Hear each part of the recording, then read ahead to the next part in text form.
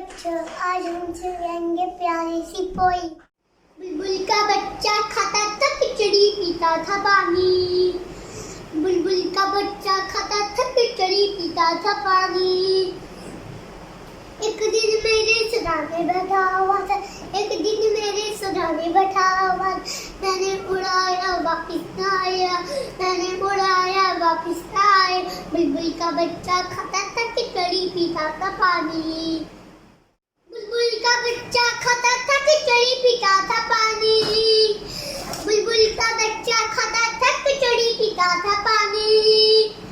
एक दिन मेरे सराने बैठा हुआ था, एक दिन मेरे सराने बैठा हुआ था।